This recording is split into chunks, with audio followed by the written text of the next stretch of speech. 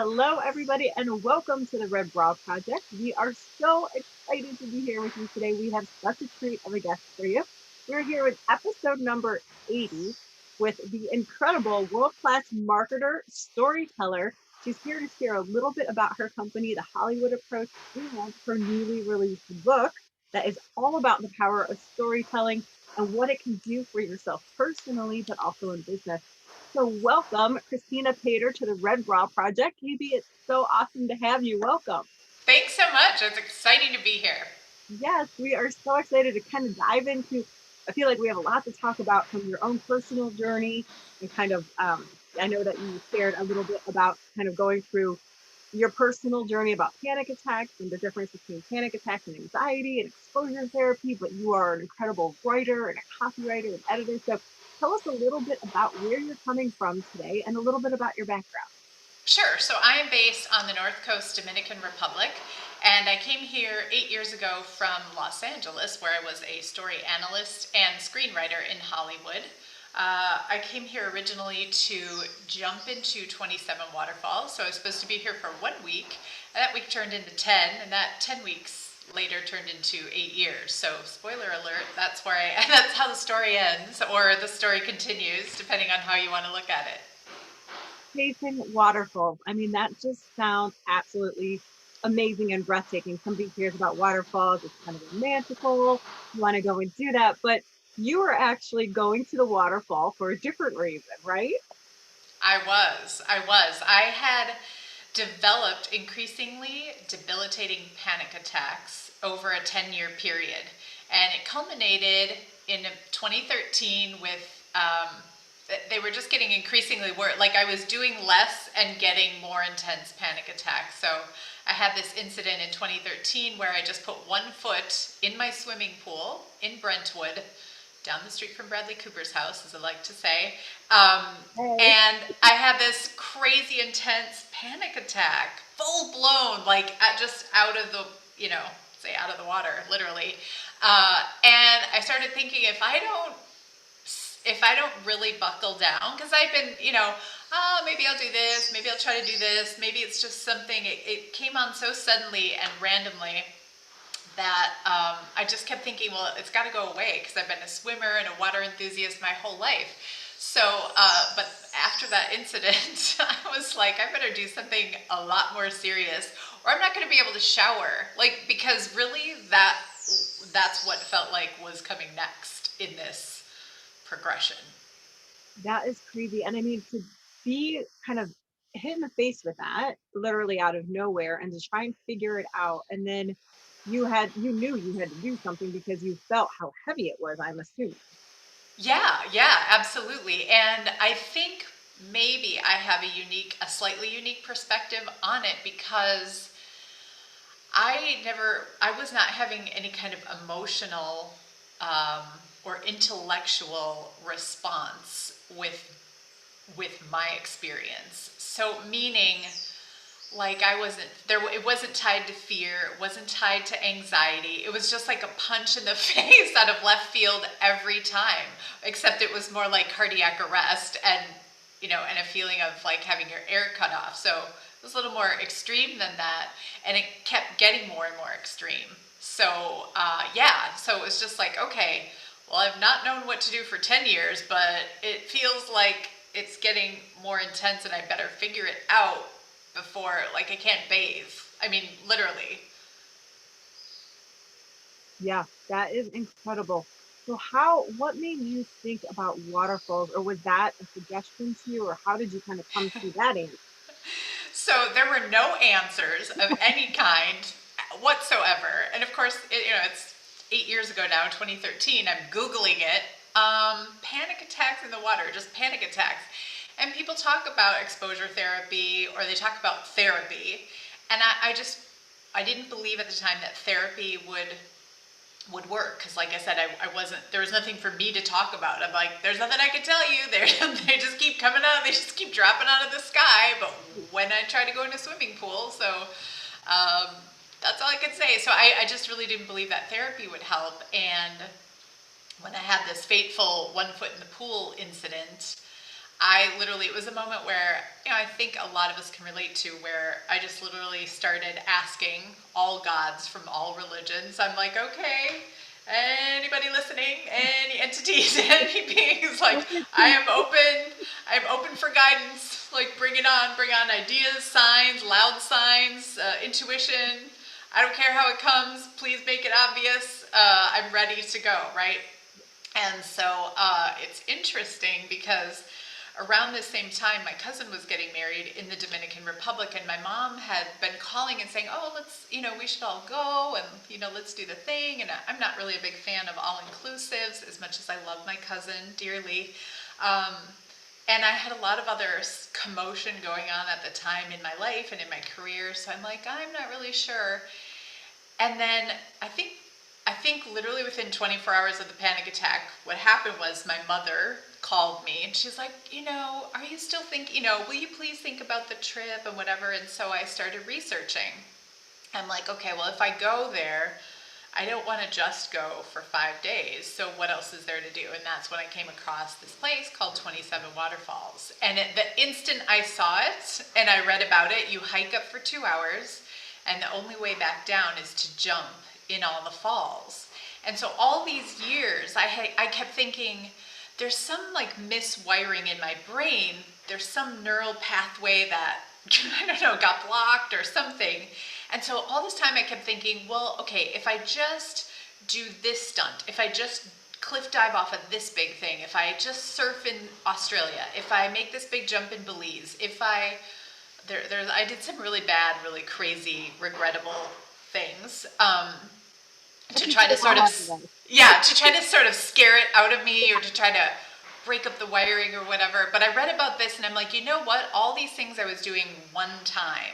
And I had been like swimming in a friend's pool in LA and like trying to dunk my face, which all of a sudden I couldn't do anymore. I mean, as a scuba diver, you're like, what?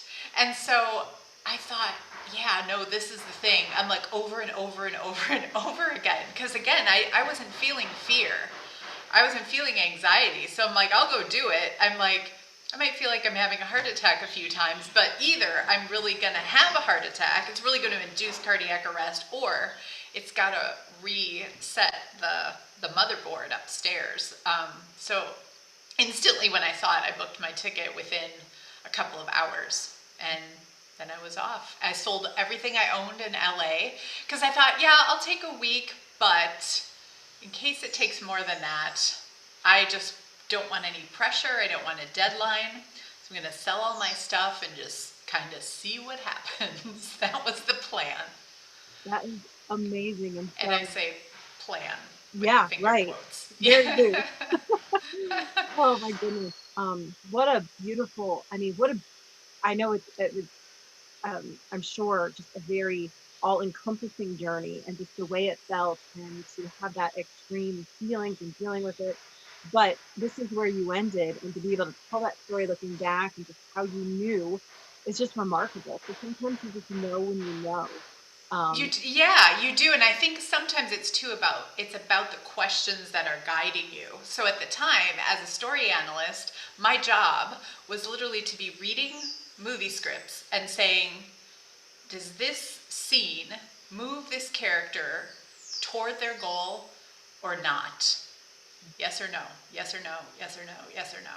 And if it's no, of course, the character is not just fully forward success all the time, but, is this realistic? Like, and is the obstacle set them back and then they go, is it toward the goal or away from the goal is really the question. And so in this time period, I'm like, what would, because I was also writing movies, like, well, if I was writing the movie of my life, like, what would a heroine do at this point? Like, what kind of thing? And so it was a very interesting guiding question to be asking, because it made the jumping into 27 waterfalls sound very heroic and also cinematic and interesting. I'm like, well, at least it's interesting. I just don't want to live a boring life, Yeah.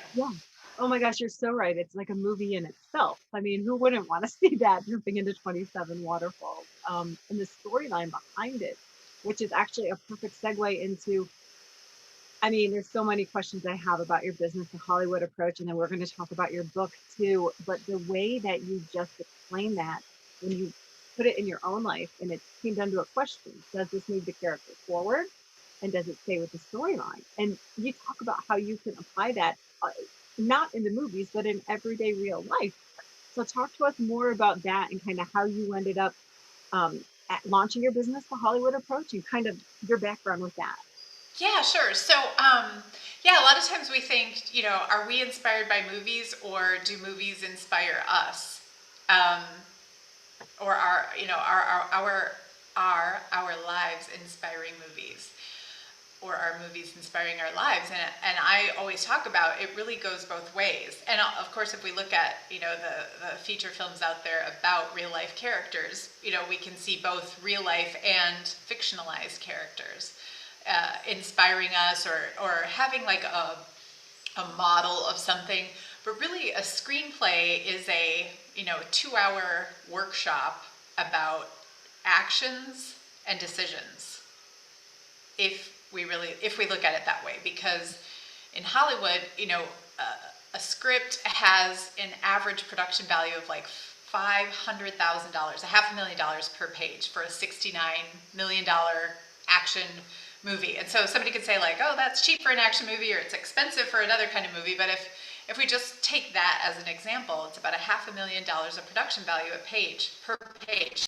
So when you think about what a main character is doing per page or in every scene, it's got to be either something that's going to help their success toward the goal or hinder it and be in an entertaining way. And so it's really about these choices. What do we do right? What do we do wrong? What do we do right? What do we try that maybe didn't work out, or maybe did, or maybe led us to a new piece of information? And so that is what it's all about. And it's so, to me, in my early days of screenwriting, like 23 years ago, it just so naturally flowed back and forth between real life. In my 20s, when I was going through crazy breakups and trying to move forward in my marketing career, it just was so transferable. Like every choice, and to think about not only the choice in that moment, but okay, what does that mean? Almost like a chess game too. Like what are the next 5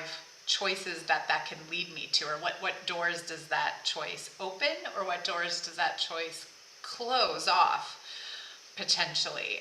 So it's a framework of thinking, of setting goals, pursuing goals, and all of those things. And as I began screenwriting, I was always so fascinated. I was absolutely fascinated with it from the very beginning, because it was such a precise craft. But the influence I had was to study from everybody that I found interesting and make my own way. And that was really the guidance from the UCLA co-chair people at the time, from my wonderful first professor and mentor, Robert Powell. It's just like, take everything we're saying, but it's up to you to make your own way. So it wasn't like this way or the highway, which was kind of the old school, a lot of other types of thinking I was exposed to in my other academics or religious studies or life studies, right? And so I'm like, wow, that is so cool. So I just really loved it. And as I started applying it in my own life, and sort of, what do you do with your friends, right? You're like talking about stuff. What should I do about this thing? Well, okay, great. What should you do? What would Sandra Bullock do if she was playing you in this? And you start asking like questions that seem silly, but you're like, that's kind of interesting. What do you want to remember yourself for having done later on? What is the story you want to tell later on? So it just kind of became this framework. And as I was out there meeting other business people, CEOs were fascinated by it. They wanted to apply it to their whole company. They're like, can you teach my company how to be more like Jason Bourne? It's like, sure, we can break down what the actions and decisions that Jason Bourne makes. We can talk about his goal. We could talk, we could break all that down. We could talk about the midpoint when he, thinks he wants to find his identity, or, wants to find his identity, and then all of a sudden, 75 minutes into the film, does not, wants the opposite, doesn't want to know who he is for a moment, and what it's like to do that forward and back, and how to prepare people for whatever kind of journey they're going on in a real, with having a realistic conversation about setbacks, obstacles, goals, decisions, choices, actions.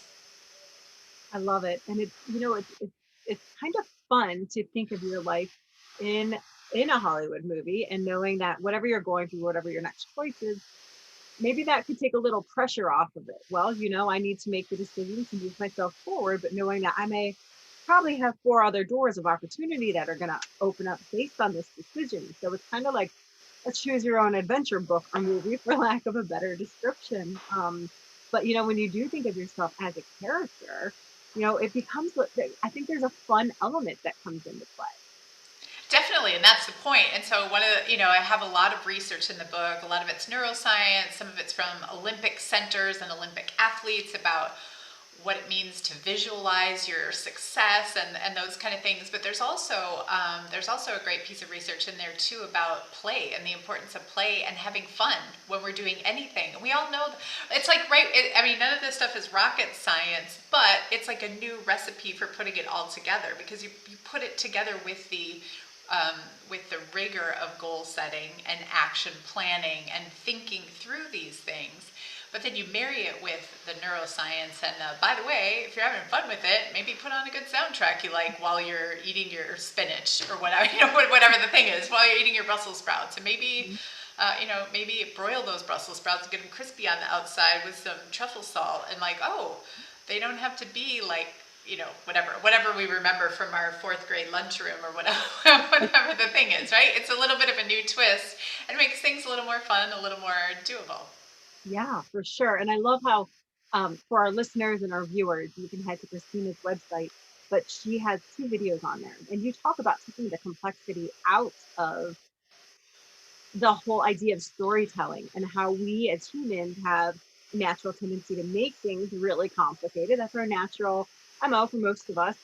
But you kind of just take the complexity out of it and you're taught this really simple way of thinking and this method. And I'm sure once you start to get into learning it, it becomes more like second nature to the person learning it.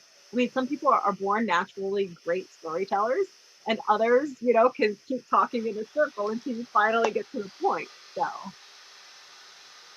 Yes, it's absolutely true. We are wired to make things more complicated. And so while there are many frameworks out there that will give you 12 steps or 18 steps or 9 steps or whatever, I try to start with 3 and then we can always build. Like we're always going to add more to the story. I think, sorry, I should say not always, but we just have a tendency to add more to the story. And so when we're trying to really achieve something next in our life, it can be more about what we're taking away than what we're adding. good. This is a good piece of advice. Um, what is like, did you always want to be a screenwriter when you look back and kind of where you started? I didn't know it was a thing. I did not know screenwriting was a thing until I met with a recruiter in Phoenix, Arizona, who told me that I needed to write movies. It was Really? after she had placed me in a job and the job ended. I went into her office and I was telling stories about, I don't know, whatever, the job, which was an episode, an escapade in and of itself. And she's just like, you know what, you have to write movies. And at the time I was 27 and I'm like, I just graduated with like a degree with like 6 majors that I made up, all related to writing and stuff like that. It was like journalism, PR, international, intercultural communications, and all these different aspects of writing.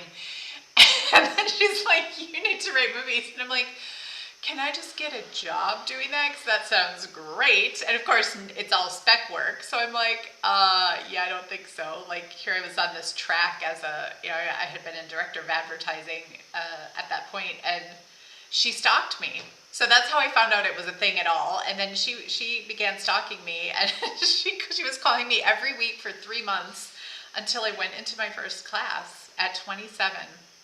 Wow. And I was so fortunate because my first class was with a professor, Robert Powell, still a good friend of mine to this day, just a wonderful person. And he was from UCLA. He had had 3 movies greenlit at the same time, like in his in his day, like in his heyday at UCLA. So he had many adventures and just such great guidance. And he would bring in the co-chairs over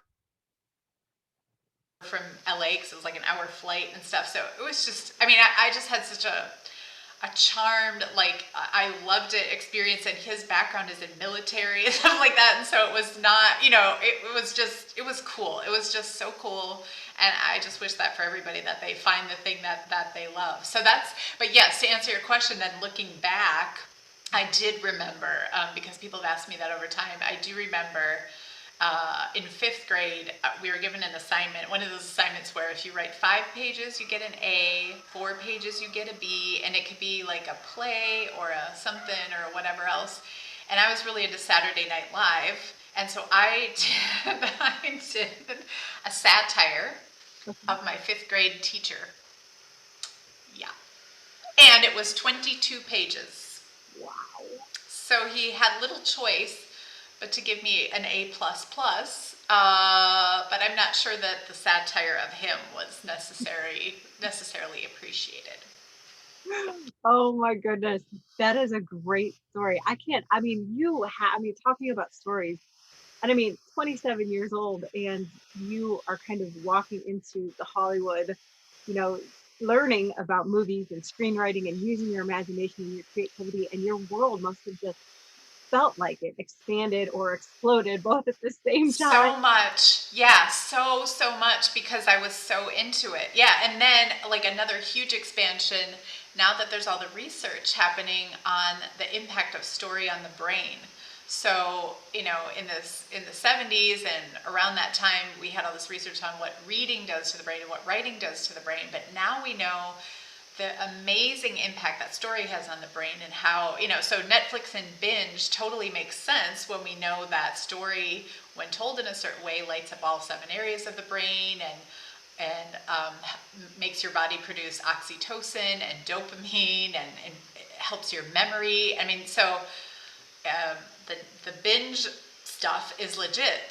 Binge watching shows is a legit thing, and not only that's the only form of storytelling, but yeah, so like I said, just another whole expansion about what's possible for all of us, and how we can make our journey a little bit not only easier, faster, but more fun. Having more fun and enjoyment with it. Yeah.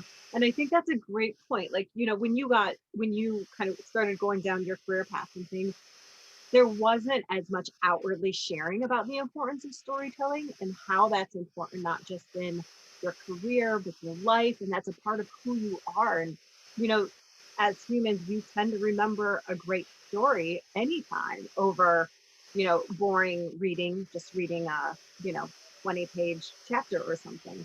Um, so to see that come into this part of your career, it's got to be so exciting as you kind of navigate a whole other part of sharing what storytelling can do for people. Absolutely. That is awesome. So, what made you feel like it was the right time, and kind of what was your trigger to write your latest release or your first release book? Well, I kept having this experience. So after I did after I did the jumping of the falls in 2013, and I was continuing on my recovery path, as I looked back, I just kept thinking, okay, yeah, that was this crazy idea I had, and I asked myself what Julia Roberts would do if she was playing me in the movie of me. But I'm living as an expat in a very international community, and the first question we almost often ask each other is, "Where are you from? What brought you here?" That kind of stuff. And so as I'm telling the story over and over, and I'm seeing how people are responding to it, I just kept thinking, well, everyone, I'm just like, everyone could do this. And it was obvious that not everybody would think that way or something. And so it's almost like when I have an idea for a script or anything, it's almost like I don't know if I can make this comparison, but I'm going to. So it's off the cuff, but it's almost like feeling pregnant with something. And so it's like, here it is. There is this thing, and now I've been asked about it in business context for years. I have taught classes using these themes at a homeless shelter, at schools. I've helped friends through problems. I've used these own techniques in writing my own movies, and I also work as a developmental editor, so I help my author clients, my TEDx clients, everybody, like working through and also seeing their own stories using these chapters that are now chapters. So for a while, like 5 years ago, I just felt very pregnant with this idea.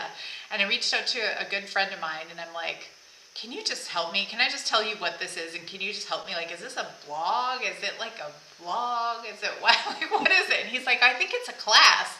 He's like, it sounds like a master class. And I'm like, okay, so great. So I wrote it as a master class first, and then I gave it to no one. As we do, right? I gave it to no one, and then on a trip, actually in Tanzania, I was with my sister, and she's like, "I want you to take that and put it into a book." And she has been one of my biggest champions, as maybe a lot of your listeners have like sisters or best friends. She's always been one of my biggest champions, and she's just like, I love this. Like, this totally works, and just like, I want to do this. So she started a travel podcast at one time, like mapping it out this way. And yeah, she's like, write it as a book. I think everybody needs to know about this. And a class is great too, but let's get it out there as a book. And so things just kind of moved forward from there. That is so neat. And so your book has just been newly released. February it came out, called Yes. Hollywood Approach, and it is available. Who's the reader? Well, who's the type of person that this book would really help benefit? I think the people who are most attracted to this book and the material in it are high performers who are looking for a more fun way to do their next thing, to attack their next goal, their next big goal. Oh, I love it. Love it. Okay, cool. So I feel like, again, we can go in so many directions talking about your past and your stories, and this might be a tough one to answer, but along your whole way and kind of pivots and discoveries and things, what is one of the most unexpected things that you have learned? One of the things, and this might get me misty-eyed, is that I have learned is that when you say yes to yourself and I want to say put the money down, but it's not about cash, but you put the bets down, you put the resources down on yourself, the world really will rise to meet you. I had so many people, and I wasn't going around when I came to the North Coast to do 27 waterfalls. I wasn't going around, hey everybody, I'm trying to overcome panic attacks. Like, I had a lot of embarrassment actually about it and shame about it. But the people that I connected with and met along the way, I mean, I met at one point a therapist who I'm like, okay, what do you tell people about fear? And she's like, fear is going to be with you. Like, kind of what if people familiar with Liz Gilbert's book, Big Magic. It's like, fear is going to be with you, so you might as well just acknowledge it. Hey, fear, shut up, because you're not, you're not running the show today. But like, just don't expect it to be absent. So like, that was huge. I met several other people who swam with me, who paddleboarded with me, and stuff like that, which doesn't sound like a big deal, but I would sort of preface it with, I might run away screaming from the water, or not screaming, but I might just run away. So don't take that. I will still watch you. I mean, there was always three of us, so that I wasn't in charge of life-saving if that's what it came down to. But it was amazing, the people on the path. People I met who I lived in their oceanfront beach houses, and I mean, just crazy stuff that you're like, come on, that didn't, you would just like, they wouldn't let you write it in a movie because you're like, that's so too easy. But it does happen. Like, the wonderful people I met along the way, the allies I met along the way, interesting, just amazing people, and helpers, just the knowledge of when to go, the knowledge of, okay, it's maybe still too early for you to try it. And yeah, so a lot of things that way. So the short answer, to recap again, it's the knowledge. The thing that surprised me is the knowledge and the feeling, the experience that when I said yes to myself, so many other people rallied around me to say yes and support me too, and strangers. Oh my gosh, I think that is so beautiful. ASAP. I love that because you also already talked about kind of doing it in your own time. You know, you had tried several different things, but then all of a sudden, this answer that came to you that may sound crazy from the outside, you just knew on the inside. And, you know, I think a lot of times we can possibly beat ourselves up. Oh, it took us so long to get here. Or it took me so long to finally do it, or to write the book, or to make the career change, or to leave the relationship. But timing is of its own essence. And I think inside you know that. And that's kind of what I just heard you explain, which is really cool. Yeah, and I think you're absolutely right, and I really agree with you. It's easy to say, oh, I should have, or even just to ask yourself, should I have? And it's not about shoulding on ourselves. It's about, okay, well, we're doing it now. Yeah. Now's the time. Or I did it. Looking back, I chose to do it then because Yeah. that felt like the time. And then you're all in. I mean, when you go all in on yourself, it's just Mm. it's an incredible thing to do. Yeah, that's so good. And then even when, I mean, you talked a little bit about fear, but just accepting that the fear is going to be there, but that it's not going to let it overtake your decision. I think that's expectations too, you know, because it can be really easy to say, gosh, I don't want to feel fear. I hate those feelings, those nasty negative feelings are making me uncomfortable. Nobody likes that. But at the same time, if you kind of shift that thinking where it's going to be there, I can't have it not be there. It's kind of what I'm going to do with it and feel it. I think that's pretty cool. Yeah, yeah, and to be on your path, like imagine being on your path of the thing that you want the most in your life, that you've connected with your whole life the most, and then have somebody say to you, I mean, and you know, like I said, I had heard that from Liz Gilbert before, and this friend, who's still a friend today, Liz Weisberg, thank you, Liz, another Liz, you know, but to say it like live in real time on your journey, the moment you need somebody to replant that seed in your head and you need that piece of information again, comes to you, like amazing stuff.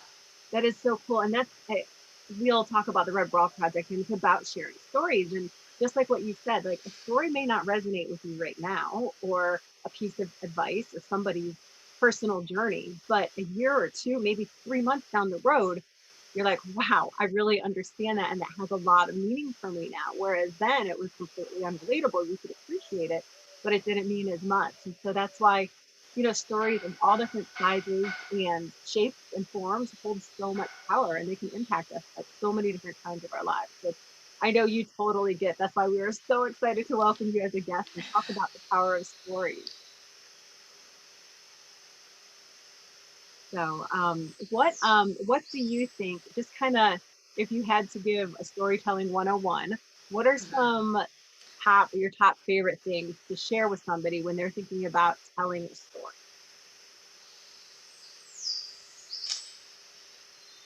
I would say if someone's thinking about telling a story, what I would encourage them to look at is the way we look at it in Hollywood and the way I talk about it in the book for people to analyze their own stories, which is we look at it sort of the same way if you're reading through Amazon or Netflix to pick out your movie tonight, those log lines would have three elements. And those elements would be, and the way we say it in film too. So you can almost write any story of your life this way if it was a big enough story, right? And so we would say a story is about a character. And so you maybe give yourself, you know, a waterfall panicker. I'll use my own as an example since we just talked about it. So a story is about a character, and you give that character a distinct description. A water lover who's panicking in the water, who has a goal, who wants to overcome panic attacks and be normal in the water again, and the obstacles that he or she must overcome in order to achieve that goal. So the obstacles at the time would be like, has no idea, no idea how to do this. There's no playbook for that. And so again, it's character, goal, obstacles. The story is about a character who has a goal and obstacles that are going to keep them from their goal. And so if you have those things, what was said in UCLA all the time, what Lou Hunter said often is, nobody wants to see the Village of the Happy People. Nobody's going to pay $15 to see that. Now it's probably 40 with all your snacks or whatever. But meaning people listen to stories to hear about obstacles that the character overcomes. That's why we see movies. Yes. And so I Oh, want to hear it in real life too, you know? Yeah. that is so good. I love it. And my goodness, that is just like a little inkling into what's inside of this book. I cannot wait to go through it and share it with our viewers. So I know that we obviously your book's out, you have a website, but you are also a speaker, you have a master course. What are different ways that people can connect with you and learn from you? Sure. So yes, book is out there. I have a master class in the works, and so you can go to my website and sign up for updates if that's something if that's something you're interested in doing. The book will be a good precursor to that. The master class is a deeper dive. I'm hearing now from people who've read the book that they're wanting to do the work like in a group. People who have something they want to do, or they're just so bored from the pandemic, or they've just sat around so long, and we're naturally all thinking about our lives now and what's next. And so, if you're looking for some support and a framework around that, I'd love to hear from you. You can follow me on Facebook, and that's where I'm most active. I'm also on Instagram and LinkedIn. And so I do these things for workshops for companies or small groups. I even have a book club that's talking about coming out to the DR. So I'm just kind of, I'm in my creative flow, and there's some structure for people who want structured existing things, and then there's opportunities if people are looking to create something for the near future. So cool. I love options. Everyone has options. We love options. Yes, options are so good. Our choices. They are, yes. So being such a creative, KP, how do you tap into your creative energy and how do you recharge when I just need to recharge? That's a great question. So I tap into it. I have done a lot of reading recently about the power of routine.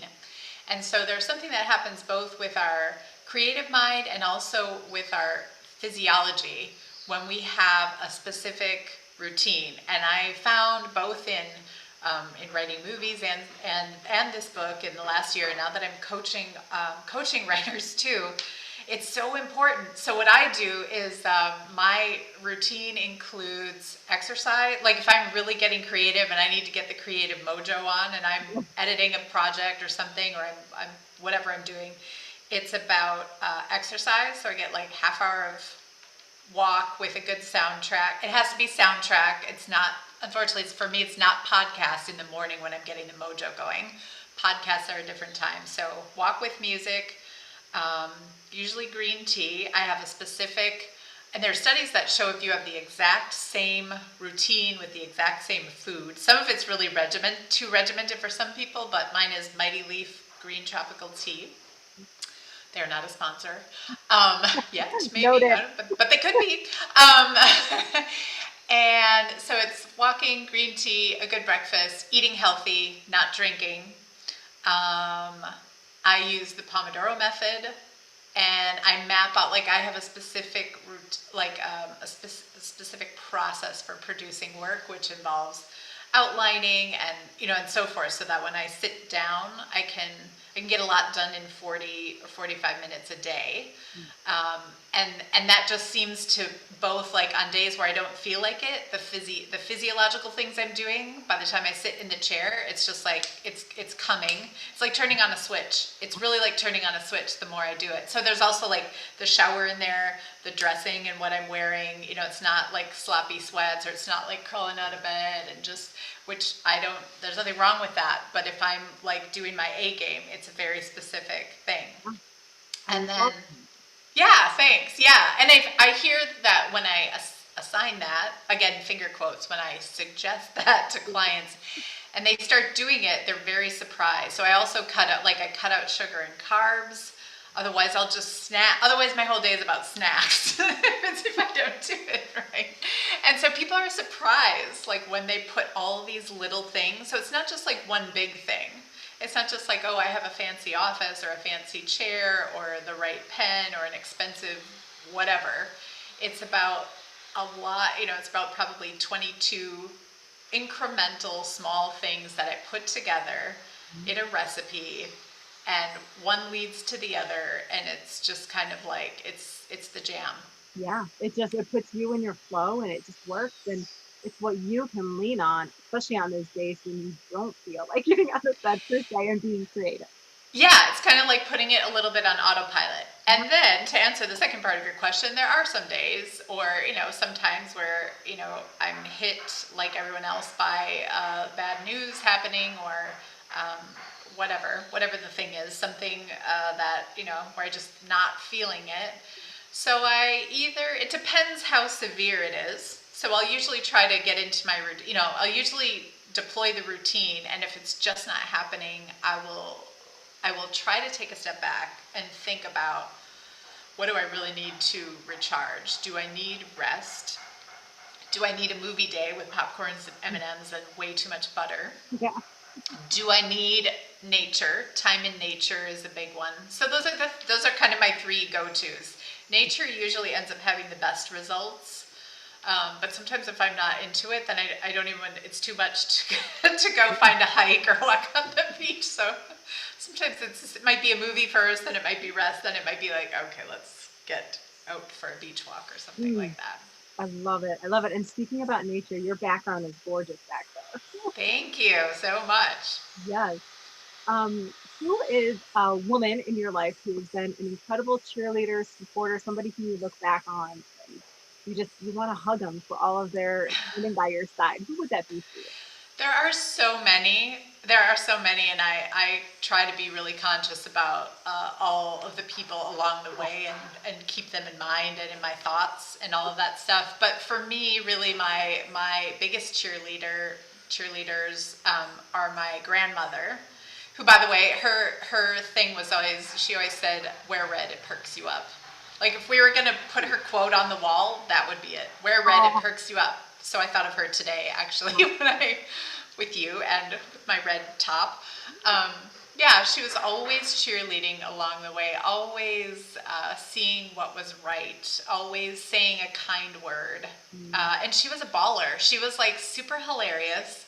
Um, she's this crazy, awesome, hilarious woman who like went to work outside the home for the first time in her 50s and probably made minimum wage. I mean, I'm sure she made minimum wage at that time. And when I would come visit her, she had 8 children and I don't know, dozens of grandchildren. I would come visit her and she would be like, "Chris, can you go to the store, get me a Carmelo and a Snickers, and here's $20, and get whatever you want, and don't tell Grandpa. And if you try to give me the change," and then she would always say, "If you try to give me the change, I won't ever talk to you again." Like she was very, and so to just be doling out $20, that was her. oh, Like looking back, I realized that was her day's wages, and she's just like making it rain over there. I want my chocolate, and here's our secrets. I mean, she's oh, just funny. I mean, that was just it. She's always like, who are you in love with? Who, is he a good kisser? I mean, she just had like the direct, like, we are not messing around kind of questions. So, Verna Johnson. mm, so beautiful. That generational strength that, those of us who had the opportunity to get to know our grandparents, our grandmothers, it's just so amazing. And I love that she would use red as her color in the quote. And I mean, it's so powerful behind it. And it's been there Yeah, for generations, which is pretty cool. yeah, Speaking about red, we ask all of our guests a question, and that is, the red bra moment is something that you really had to turn inward, and you have that confidence. It can be, it's more of a concept. It's more of your inner superpower. You know that you can rely on the red bra underneath to walk into a room and give a big presentation, or to sit down and write the book, or to get over the fear of whatever it may be. Perhaps it's water, or perhaps these fears are coming out of nowhere for different reasons. What is a red bra moment that sticks out in your mind that you look back on and you're like, man, I feel really good about that and I nailed it. And it's just one of my moments that I can rely on when I know the going gets tough, I can get through it. it's such a great question. It's such a beautiful question. I think again, there's so many that I'm sure that everybody could share, right? But one that I've had in the recent like year and a half has been as I continue to work on my water recovery, because there's still work to do, and I get comfortable with it. For a while, I began open water swimming about a year and a half ago, in the morning. So I'd go at sunrise with a partner, of course. Water safety is important. But some days I would just go, I would try to go whatever days I committed to going. And some days I wouldn't be able to get in the water. They were very few and far between. But on the days I wouldn't go in, I would remind myself that being on the path and showing up and standing on the shore is as courageous as jumping in the falls or rescuing two kids from the ocean or whatever else there is, because I think it's so important to meet yourself where you're at, for all of us to meet ourselves where we're at. And the memory of that, I think for me, the actual feeling of that, and not telling myself that, but not believing it. It was the, you know what, today it was the day, and I couldn't tell you what day specifically it was, but there was a day I went out there and I was like, I am not going to go in today, but today I made it to the shore, and that's, I'm on my path, and that's enough for today. Oh my gosh, that is, Kristina, that is beautiful. And I think that is a beautiful example of the variety of red bra moments, because the moment that you just described took all the strength that you had and you recognize that, and that's something that carries you on through all the other moments. So thank you for sharing that.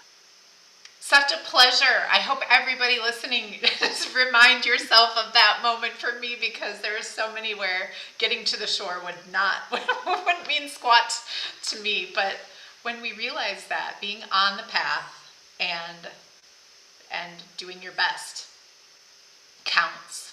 Oh, it does. That's so beautifully said. Thank you so much for being our guest and sharing your light and your energy and, my goodness, the Hollywood approach with us. For all of our viewers and listeners, we'll link up everything, of course. You can follow us. We'll have all of Kristina's information. Go and follow Kristina on LinkedIn, on Facebook. What is your handle, Kristina, just so people can find you? I'm the same name every place I am. It's Kristina Paider with a K, and an A, Kristina, and last name Paider. It's the same everywhere. Perfect. Website, LinkedIn, Facebook, Insta. I like it. Keeping that simple approach too. So we close all of our episodes with a quote, and the quote that we chose for you was that storytelling offers the opportunity to talk with your audience, not at them. Laura Holloway. And I think storytelling is just a type of conversation. You are definitely sharing what it's like to do that and how to do it. And it's such a beautiful movie. So thank you, everybody, for being with us. Thank you for tuning in. Please share Kristina's story with somebody who you know in your life can benefit from her story. Stories hold so much power. And when we share them out there, that's how the positive ripple effect continues. Make sure to follow us over at the Red Bra Project. Most of our happenings happen on Instagram. For our podcast listeners, remember you can listen to episodes now through audio. You can watch us on our YouTube channel, or for our readers, you can read the blog updates about all of our guests and their stories in a written format. Thank you all for being here, and we appreciate you so much. Have a good night. Thank you so much. Thank you, Kristina. Thank you.